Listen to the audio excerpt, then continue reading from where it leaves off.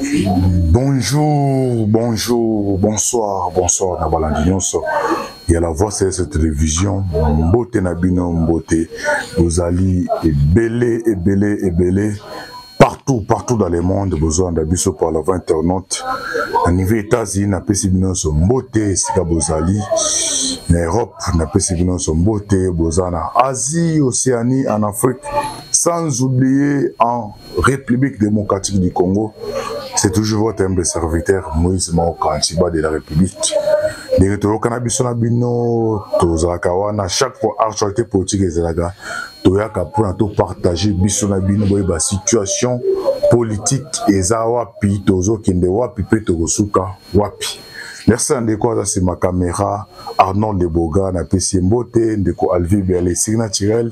Bon séjour, na Lubumbashi, na Mama, Sissi Mboko, la victime de Bassiara.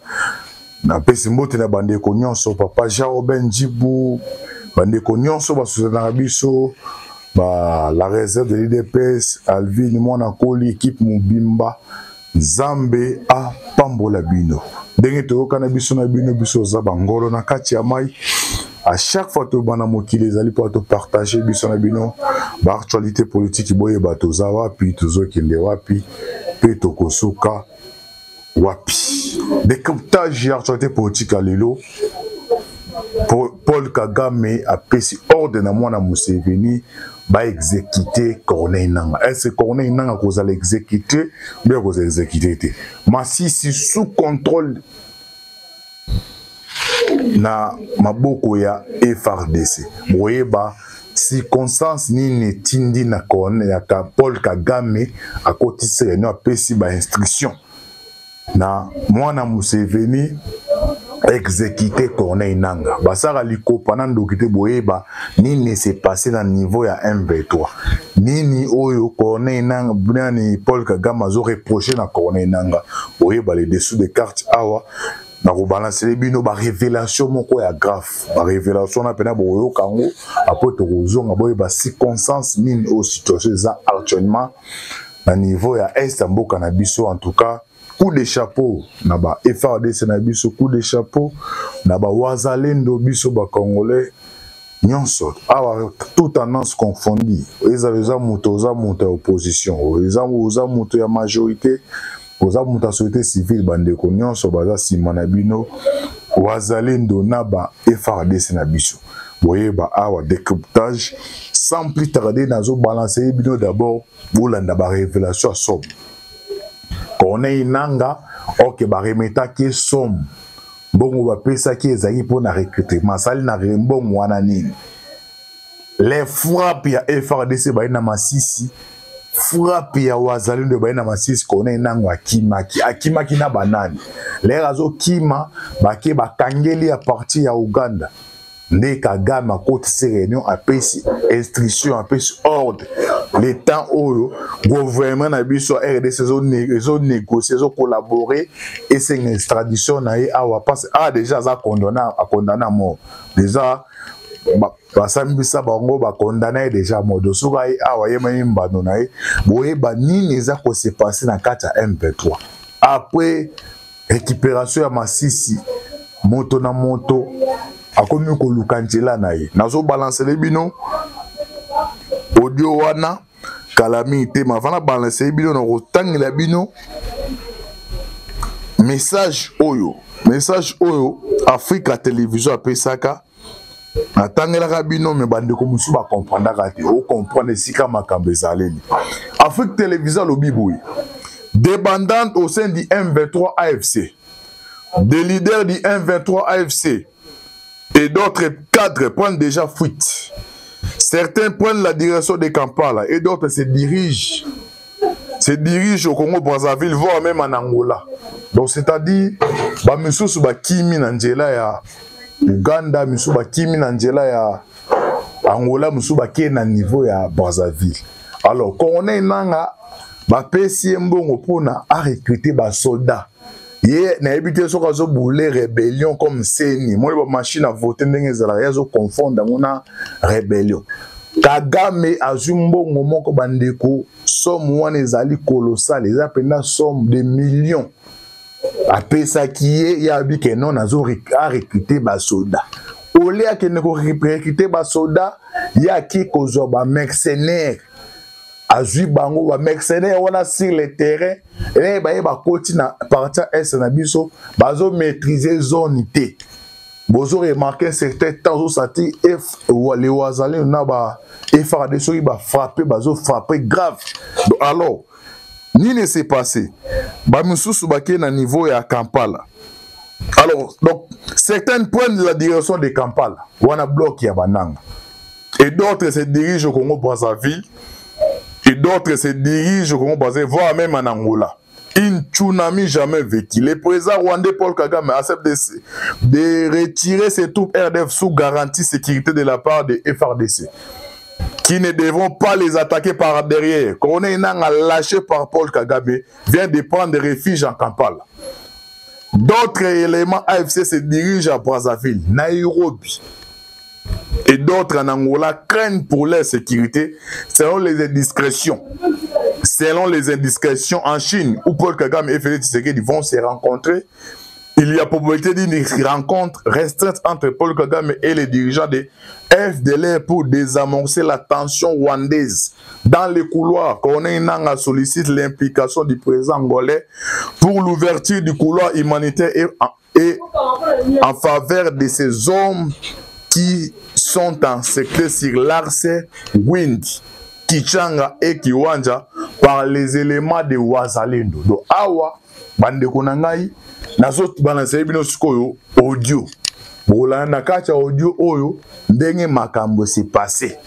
Situation actuelle, né dans ça l'émission bande konaza en direct. Ba caméra à la voix c'est les awa ne zolanda. Ba information nyonso. Nebisa bino boy, c'est déconnecté té. Ba information vraie au en temps réel na utako yamba dernièrement awa ndeko la réserve de DPS a pesimo ba détail awa tozo continuer ko pesa bino ba détail bozo landa audio oyo bolanda audio bolanda boeba crise we bandi ndenge nini Kagame a utilisé Corneille Nanga mais comme ko senga baboma Corneille Nanga ni ne s'est passé bolanda na audio bandeko bozala vraiment très attentif matisa volume ya sozolanda na téléphone solanda na télévision na matisa olanda révélation ya audio oyo Corneille Nanga aza arrêté Corneille Nanga aza arrêté na Kampala. Gouvernement RDC bazo senga ba estrade Kagame azo senga ba bomai alors boye baba weleli nini Corneille Nanga na Kagame ba weleli bolanda audio oyo boye ba situation globale o eza na partie ya Esamboka na biso bolanda boza vraiment très attentif comme ça tozonga to pesa bino ba détail mais na koloba mingi à travers cet audio de bolanda boye ba situation ndenge ezalezi. Sans plus tarder, naïbi que tout même langage, na Arnold Tolanda Bissonabino. Et souvent mal expliqué, lorsque les terroristes des M23 et les soldats rwandais gagnent des batailles, c'est toute une machine d'indignation, de critiques envers le gouvernement et envers notre armée. Mais quand c'est les FARDC qui gagnent du terrain comme hier, ils ont récupéré la cité de Ngungu. Ils ont défendu Saké. Ils ont pris plusieurs cités stratégiques. Est-ce que vous avez vu RFI en parler? Est-ce que vous avez vu les médias congolais qui combattent leur propre pays, les Congolais qui combattent leur propre pays en parler? Ils ne peuvent pas en parler. Vous voyez? Hier, c'était terrible, mais personne ne peut en parler. Alors, le monsieur que vous voyez là, c'est le colonel Cyprien Sekololo. C'est lui le commandant des Wazalendo du côté de Nord Kivu. Un monsieur comme ça, ce qui a joué Wilingo Mame, mon colonel, tous mes respects pour le travail que vous faites. Pas de complexe, nous allons gagner cette guerre. Vous voyez, il y a des femmes qui se battent. Alors, ne soyez pas là pour critiquer notre armée. Est-ce que vous savez que, peut-être vous n'êtes pas informé, est-ce que vous savez qu'on a découvert des armes des Américains? De plus en plus la guerre traîne, plus Kagame est en train d'exposer, il est en train d'exposer les Américains. Parce qu'on commence à découvrir que ce sont des armes américaines qui sont sur le terrain. Et hier, ils ont fui tout près de Saké. Ils ont laissé des armes. Les RDF ont perdu, je crois, un général, 2 commandants de guerre. Oui, les gens qui commandaient la guerre au niveau de Saké. Hein? Donc, non loin de Saké, là, autour de Saké, ces gens qui commandaient parce qu'ils tentaient à tout prix à prendre la ville de Goma. Mais alors, ces gens ont été neutralisés. Ils ont été, quand en guerre, on vous dit neutraliser, c'est que Babomi Bango, Babomaki Bango, Bakei, et là, la RDC a récupéré les 3 antennes. Donc, Mbokeza ya biso bandeko. Mbokeza ya biso. Propagande ya mboka totikela ya banguna te. Biso pe tolobaka na tina basoda na biso. Tolobaka na tina ya bawazalendo na biso. Pourquoi kaka moi bitumba muke bazui to ebisa bino chaque jour ke bitumba na ba américain bazana kati na ba ougandais na ba mboka belé. Soki ka ba avancer muke bino moko boza ba to libosa osala ba publicité mais lobby makamboleka ki le point ni bolobi angote.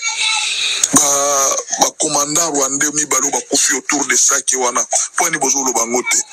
C'est parce que tozana bato ebele balinga mboka na bangote. Na ebite so balinga kanini, na ebite so bakanisa kanini na ebite. Donc naza kopesa bino mo rapport, c'est-à-dire basoda na biso baza komi défendre très bien. Premièrement, localité Ngungu. Libération de cette cité, occupée depuis plus d'1 année, est lourdement défendue par les terroristes RDF. Et comment Kilobi va récupérer Kiango après plusieurs jours de combat et de sacrifices, nos FARDC va récupérer cité à Gungu. Ngungu wana, M23 va vendre qui a depuis 1 année. L'ennemi rwandais s'était servi de la population. Alors, Samsung, mais tous en avion, pour la nini kasi, bazo mona bango bazoya, mais au fait, bango va commencer la politique nini, ba komi combattre ma katikati la population pour que tango ba avion ekoya, so va moni ba avion ba kimi, ba komi ko utiliser population locale à bouclier humain. Alors, l'ennemi rwandais s'est servi de la population comme bouclier humain, rendant ainsi l'action aérienne et d'artillerie lourde de FARDC. Impossible, au risque même de sacrifier notre population. C'est une guerre. Eux, ils ne voient pas, ils n'ont pas besoin de Congolais. Ils peuvent les tuer comme ils veulent, ils peuvent massacrer. Ils lancent des bombes même à l'aveuglette. So, ils battent koufi tali bangote. Mais biso toko bon ma population te. Et moi, je m'en ai moko armée qui peut avancer. On ne peut pas lancer des bombes à l'aveuglette. Tout boy tout bon ma peuple na biso moko. Alors toujours qui n'a la bitumba. Alors qu'est-ce que l'armée a fait? L'armée congolaise était obligée de lancer des unités d'élite dans un combat corps à corps contre les RDF. Avec le professionnalisme, les forces spéciales de la 11e brigade, les DP, les Santa 2, les Guépards et le 113e bataillon d'infanterie ont percé la défense de Rwandais, érigée depuis plus d'1 année. Babanda Kawana Ngungu va libérer Ango. 3 antennes libérées. Autour de ça, qui va libérer 3 antennes. La libération de la colline stratégique de 3 antennes est très symbolique dans la guerre de défense de la cité de Saké. Parce que Saké, ils en ont 27 km à Goma. Soit ils ont Saké. Alors à partir de 3 antennes, on a lancé la bombe à l'aveuglette et puis on a menacé ville à Goma. On les a délogés. Cette colline était occupée depuis 1 année et plusieurs mois. Elle était défendue par les forces spéciales rwandaises qui ont construit des fortifications profitant des points stratégiques qu'offre la nature, c'est-à-dire les montagnes. Nos unités d'infanterie sont montées à l'assaut dans des combats violents, corps à corps. Dans une guerre, il y a une bataille perdue et gagnée. Et aujourd'hui, nous avons gagné quelques batailles. Consolidons ces résultats et avançons. Parlons mieux de nos soldats et non les critiquer. Chaque jour, critiquer le gouvernement. La conquête sera totale. Elle va venir. Apprenons à honorer nos martyrs vivants. N'attendons pas, oh non, Mamadou Ndala, oh, Mamadou Ndala. Non, mon frère. Vous attendez toujours quand quelqu'un meurt, c'est alors que vous commencez à les féliciter. Non, il était brave, il était brave. Pendant que nos FARDC sont en train de défendre notre pays, nous devons les féliciter. Nous devons les encourager. Comme là, je présente le colonel Cyprien Je les présente là pour féliciter des hommes forts, alors forts. Mon colonel, tous mes respects. C'est lui le coordonnateur de Wazalendo là au Nord Kivu. Cyprien Sekololo.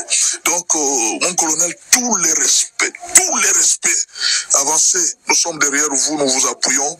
Nous sommes en légitime défense, nous devons défendre notre pays. De plus en plus, les Rwandais commencent à exposer les Américains. Alors ça devient très compliqué. Pourquoi? Parce qu'au fur et à mesure qu'on avance, les FARDC commencent à découvrir des armes.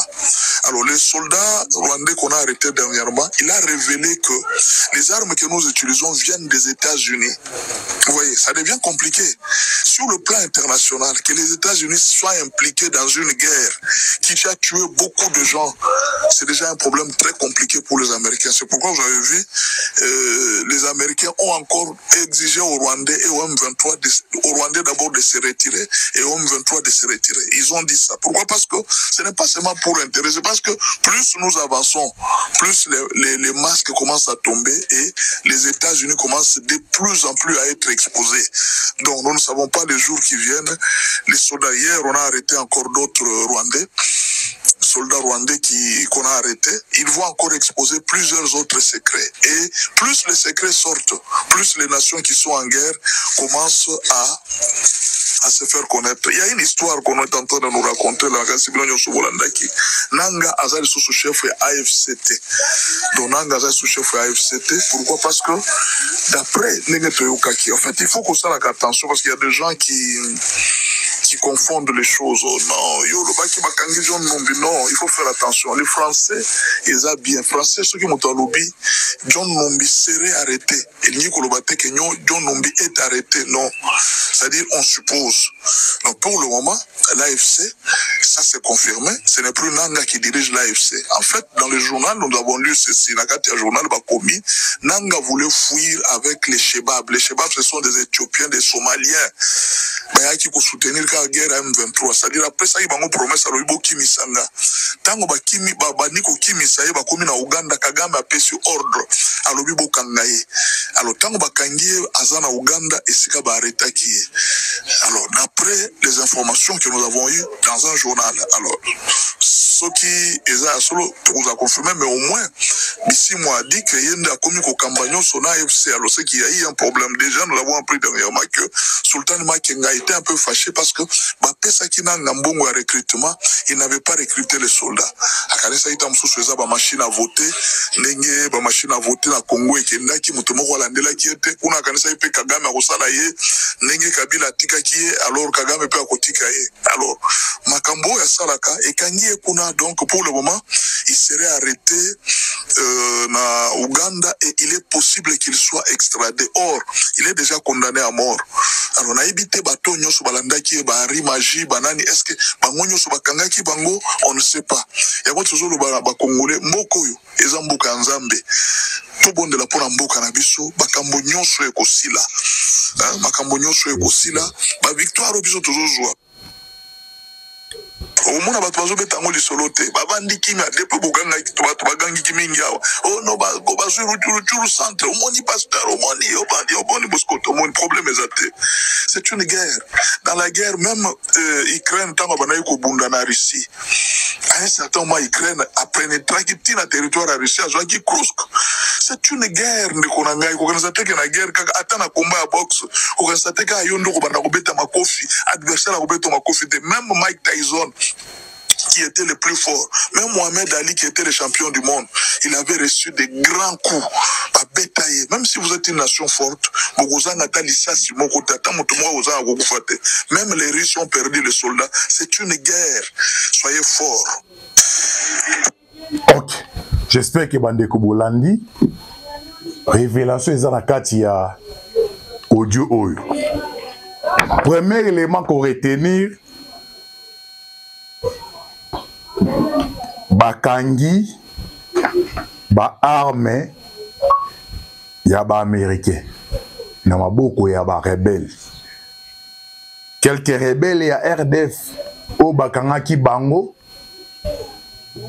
l'air, baza ko interroger ba rebelle wana, ba bi clairement que non ba minduki o toza ko salela.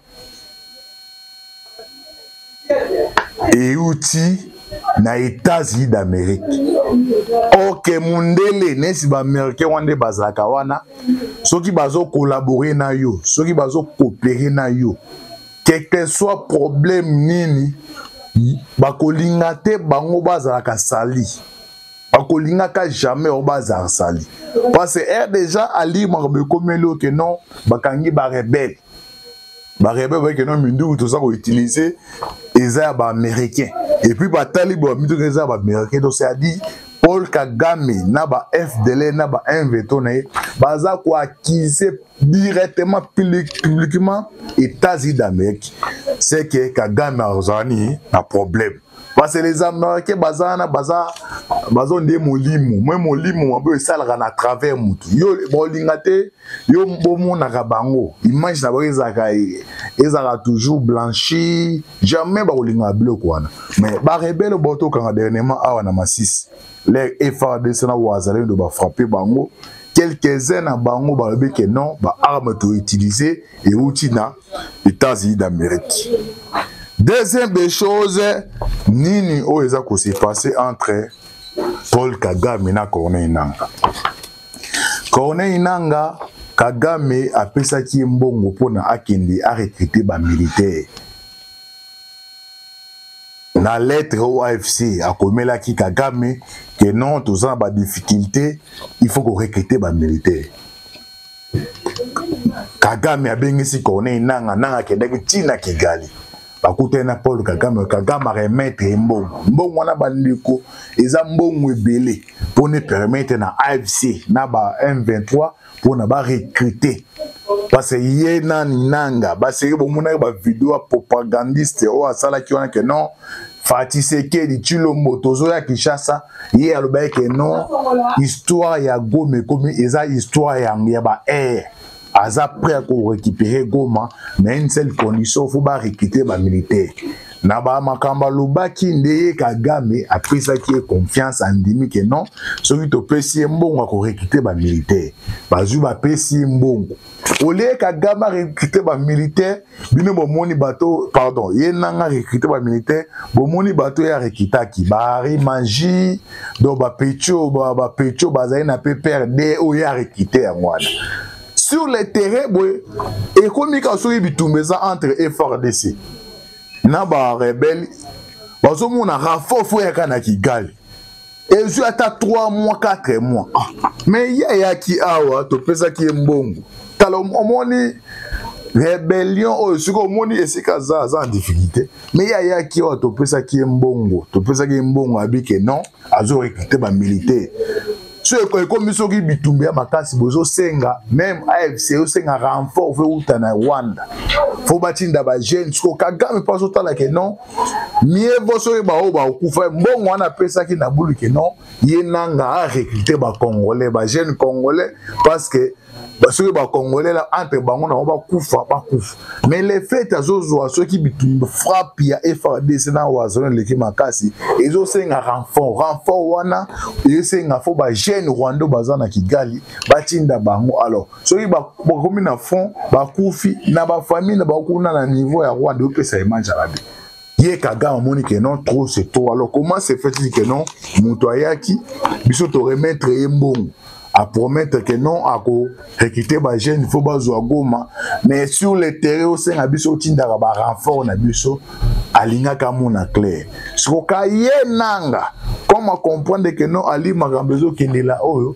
mabezali asali nini atali que non comme na kacha AFC wana omoni vermoni ero s'associer na ba étranger ou ero s'associer na ba ennemi un jour ba oluwa ba éliminer yo musée asangana kina ba James Kabarebe on ba bunda ensemble ba commencer présent mais air ba intérêt na bango et comme menacer ba senga ki tête à musée ndenge moko na ye Corneille Nangaa ya mona ki rebelle za ezelo kwa maseki tu air afande tali que non ali o makambezo oyo vie na ngai comme en danger so na mna ki mana ba Rwanda oyo kuna ba pesa o de ba assassiner ake ko recruter ba Éthiopien na ba El Shabab recruter ba chopé na ba El Shabab wana ba chopé wana ce sont des mercenaires mais ba yebi terrain à est ndenge zalaka ba yebi terrain ndenge zalaka te ba yebi terrain ndenge zaité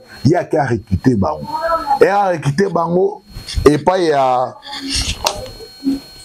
ba leader ya AFC na ba invitant musebi bon que non eza ba mais mercenaires na recruter ba pour na renfort mais au gars recruter ba mercenaires wana pour na ba ya ba zoé ba kimisayi ba za ainsi première zone ya sécurité na ye ok yo na coach na monde ba Kagame wana na ba Berta bisi mwana ba umeli na ba rebello ba ebinenge ba opeaka yo coach na monde au boulot le que la bonne esprit alors un frappe dernièrement au Salemo bandi frappe bandi Kagame à côté si réunion na niveau qui gala binon trop c'est toi comprendre que non qu'on est dans la scène à dribbler américain ko se renseigner na ba leader ya AFC au bazar c'est les terres mais awa tozo mona ba militaire à recruter te takuto sibi ba perte énorme awa alors recruter l'autre alors ye Kagame ndeng bozo mona wana soko zo travailler na ye umeki kota ye makambo zara te ke na bokanga ye botile pozo pesa ordre ya bo assassiner alors ye connaît nanga azu information comme umela kidaba misusu ke non ndenge zabwe ordre uti à partir Kigali ba osenyi ba kanga yo so ba kanjo to so ba boma ne à travers wana a signaler ba El Shabab na be chopin oyo ye akene ko te ko recruter ba bimisaye pona akim le baza ko bimisaye era pona kima lera komi na niveau ya Uganda na Kampala chef d'état-major wana mwana Museveni wana ye azana ba relation ba passera ba appel téléphonique direct na ye Kagame bo ça même papa na za le courant nde nani le Kagame a information que non nanga komi na niveau à Kampala apesi ordre asengi na mwana Museveni beg ne dans les missions nanga wana soka okufa que son âme se repose à désordre un traître bongo aza moto même beaucoup que la mawate et aujourd'hui engagement ko sangana ba yinya ba congolais ko sangana bato baza ko bouma ba congolais yo mona ko neti di seki peut-être ça qu'on a kanda parce que ba yiba ki carré minier na yo na sala ngo passe na ko se seki moto ma passe tala lelo Jabula qui a se servir mais Kagame à comprendre sur le terrain et faire décider un niveau basé pour se comporter à comprendre que non bah ça bon soit collaborer sous canon ordre après sur ça le matin a dit que non makile gagner on peut se rendre débat assassiné on est tout le awa mwana Museveni a kangi Kagnani connaît na parti à Kampala kangi na kanani connaît na parti à Kampala so awa comme na deux démarches ye Kagame kuna zo senga ba exeba bumaye nanga awa Kinshasa siko bandi ko entamer da ba démarche moko lo musto koloba awa te pona ba luka extradition to éviter ngai na ba information na za nango bitumba oyo makamu Kagame asalaka Uganda yebi na ndimite de mwana Museveni azali wana awe ko ndima ba extrader kone nanga soit ba repasser ko obéir na ordre ya Kagame ye Museveni azwa moyen ko se justifier assassinat ya Corneille Nangaa et Patrice qui vous voyez lo balinga basala ba respecter mon ordre ya Kagame à contrepartie hier maneti et pas ya gouvernement congolais que non moni Uganda ça disposé à collaborer et au RDC talato assassin to bomina ni Corneille Nangaa mais alors que kumbuma wana de d'abord et ça pour na ba effacer ba trace pas sur ba miko extrader avant d'abord ko exécuter Corneille Nangaa soit ko condamner à mort et au senga na ba service à livrer ba information alors ba information ko livrer et aux en défaveur na Ouganda na Rwanda. Alors, qu'est-ce qu'on va faire? Il faut tout passer dans obéir dans ordre de Paul Kagame. Et obéir dans ordre de Paul Kagame pour se justifier crime na bango. Sur le plan diplomatique, c'est comme si que non, baza disposé à composer na RDC tala kutu bazu pour éliminer un rebelle ya monene. Vous voyez ce qui se passe actuellement au niveau de Istanbul cannabis. On a makambo qui se passe entre Corneille Nangaa na Paul Kagame. Les Rosalili Kopana Ndoki, Yeba Kendoki, wana liaka bato.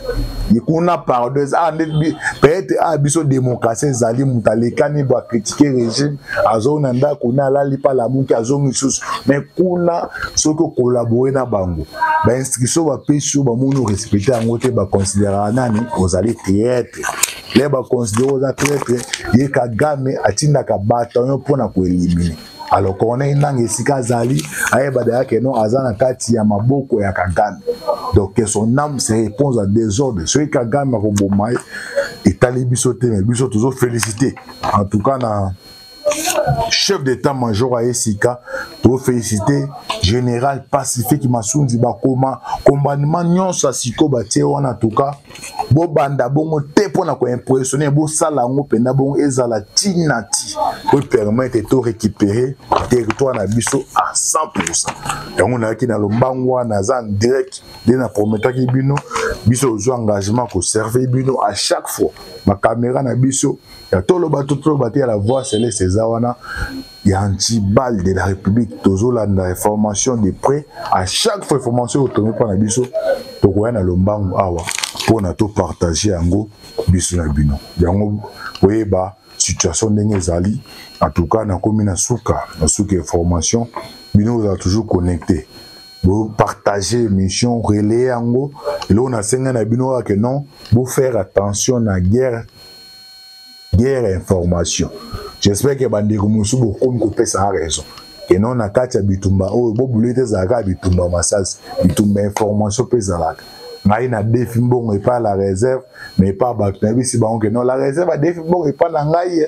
C'est bato wana bazana temps ko vérifier information. Ah, la réserve a défi mbongo antibal ils a ba guerre moko guerre d'information et ça les mak.